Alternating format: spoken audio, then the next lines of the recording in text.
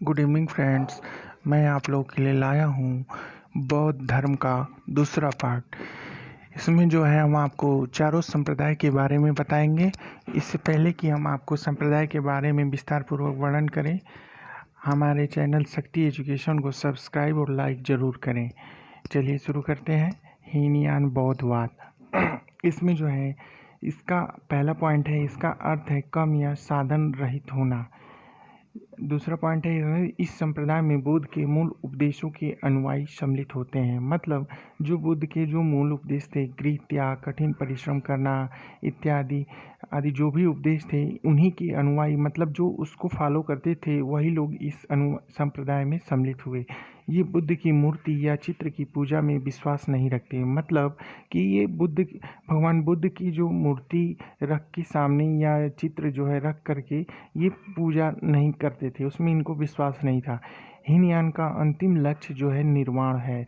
मतलब कि ये अंतिम सांस तक यानी कि मृत्यु तक ये अपने लक्ष्य को प्राप्त करने के लिए प्रेरित रहते थे। अगला है यह संप्रदाय जन संवाद के लिए पाली भाषा का उपयोग करते थे। मतलब कि ये लोगों से संपर्क स्थापित करने के लिए केवल पाली भाषा का ही उपयोग करते थे।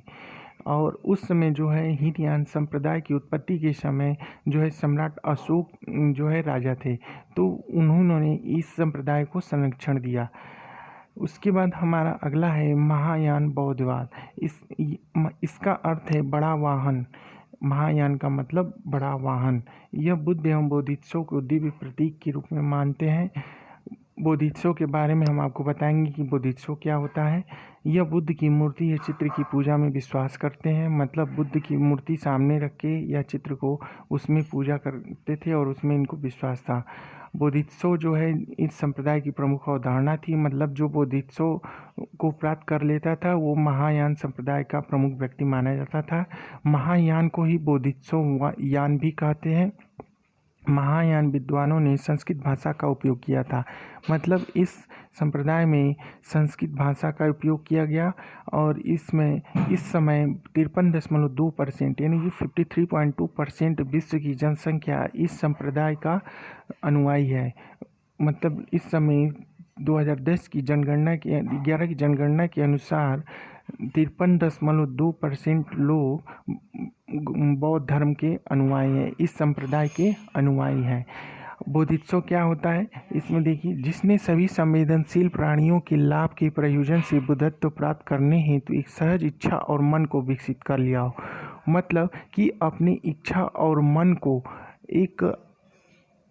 अपने इंद्रियों को वश में करके अपने उद्देश्य को जो व्यक्ति प्राप्त कर लेता था वो बोधिसत्व कहलाता है। बोधिसत्व बनने के लिए जो है 10 धाराएं यानी कि 10 नियम का पालन करना पड़ता था। वो जब 10 नियम का पालन करने लगते थे तो वो बोधिसत्व कहलाते थे। और इसमें एक प्रमुख सूचना है कि दीपंकर बुद्ध नाम के एक बुद्ध थे जो भगवान गौतम बुद्ध से भी पहले इनको सर्व ज्ञान प्राप्त हो गया था, आत्मज्ञान प्राप्त हो गया था। और जो है भगवान बुद्ध जो है उनके बाद ज्ञान प्राप्त हुआ था। और जो है भविष्य में जो है मैत्रेय नाम के व्यक्ति जो है भगवान बुद्ध का अवतार लेंगे और वे भविष्य के बुद्ध होंगे।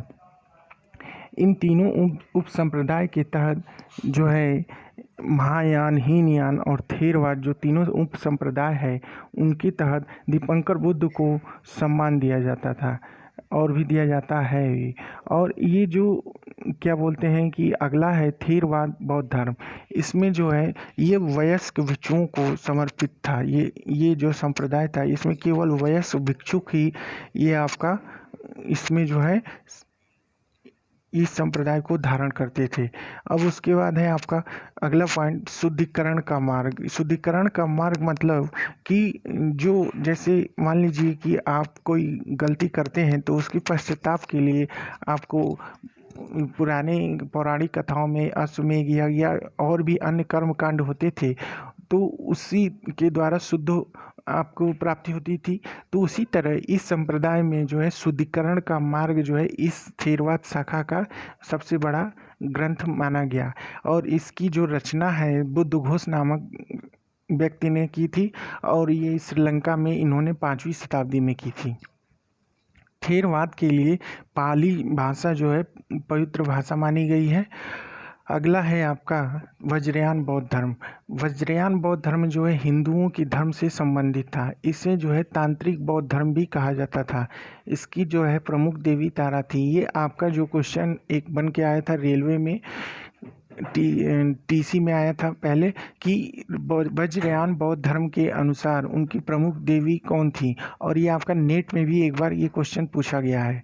तो इसका जो है प्रमुख उत्तर क्या होगा कि इनकी प्रमुख देवी तारा है। तो ये याद रखिएगा।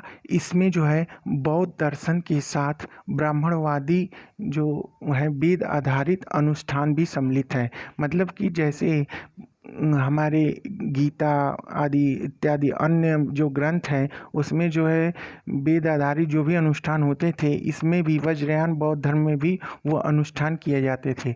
यह संप्रदाय तंत्र मंत्र और यंत्रों की श्रेष्ठता को मुक्ति का तीव्र साधन माना गया है। विश्व की 5.7% बौद्ध जनसंख्या इससे संबंधित है। भगवान बुद्ध द्वारा भ्रमण किए गए स्थल, मतलब कि भगवान बुद्ध ने कहाँ कहाँ जा करके अपना उपदेश दिया, वो जो स्थल है इसके बारे में भी कई बार रेलवे, एसएससी और अन्य परीक्षाओं में, बैंक में भी ये पूछा गया है। तो आप लोग इसको ध्यान से देखिएगा। भगवान बुद्ध ने कपिलवस्तु, राजगिरी, वैशाली, गया, फिर बोध गया, सारनाथ, कौशाम्बी, श्रावस्ती, कुशीनगर, नालंदा, मथुरा, वाराणसी, साकेत, चंपापुरी आदि भ्रमण करके अपने उद्देश्य दिए थे। तो ये जो जितने भी ये बौद्ध धर्म के बारे में आपको पहला पार्ट और दूसरा पार्ट बताए हैं, तो इसमें जो है इतना ही बस आप देख लेंगे, याद कर लेंगे, तो आपको पूरा संपूर्ण बौद्ध धर्म के बारे में आपको जानकारी मिल जाएगी। और इसके आगे आपको किसी भी कंपटीशन में इससे ज़्यादा नहीं पूछा जाता है। तो कृपया हमारे चैनल को सब्सक्राइब और लाइक ज़रूर करें, जिससे कि और भी अच्छे अच्छे वीडियो आपका मिलता रहे और आप इससे जो है जानकारी लेते रहें।